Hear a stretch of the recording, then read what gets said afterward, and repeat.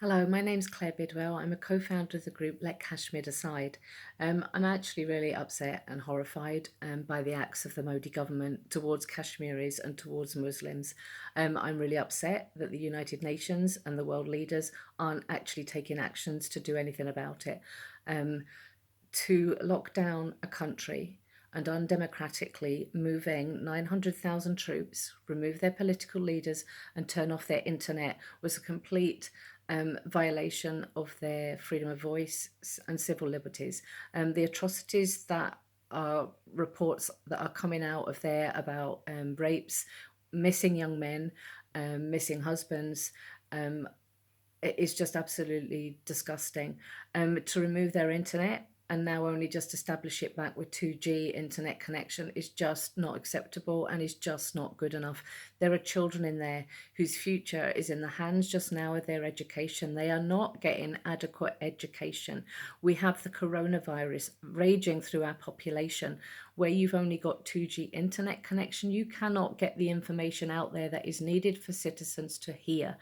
In there is one soldier for 9 people, one doctor for 4,000 people. That is just, it's inhumane. I can't believe that this is allowed to go on in this world today. And our world leaders need to stand up and be made accountable and start speaking up for Kashmir, Kashmiris, and for Muslims. The Modi government have further gone on to amend the Citizens Amendment Act, which is a complete discrimination against Muslims.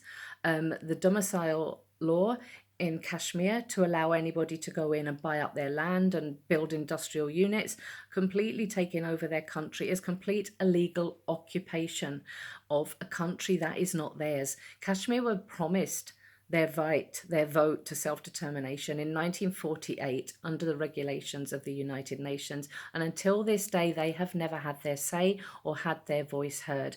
And now this dictator is going in there and removing all of that for them with no rights to do that.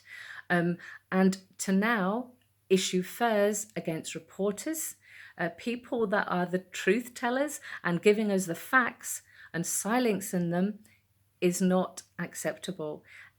Reporting is not a crime. So what does he have to hide? Everything that I've just said there already, and probably much more that we are not aware of. Watching the behaviour of the Indian civilians during the riots, the Delhi riots, or the Delhi genocides of Muslims was horrendous. The lynchings, the police involvement, I've never seen such brutality, and it's the worst brutality I've ever seen. It's even worse than a horror movie. India's government needs challenged. It really needs challenged. The fact that the world aren't doing anything about this and supporting the Kashmiris and supporting the Muslim population itself is a disgrace. And it's high time that people started standing up and condemning these actions. Everybody in the world needs to be made aware of this, and made aware that this is happening, and needs to stand up. So yeah, that's my plea to everybody. I want the world to listen. I want the world leaders to listen, and I want the United Nations to do something about this. I am shocked and alarmed, saddened at the state of all this happening today. Thank you.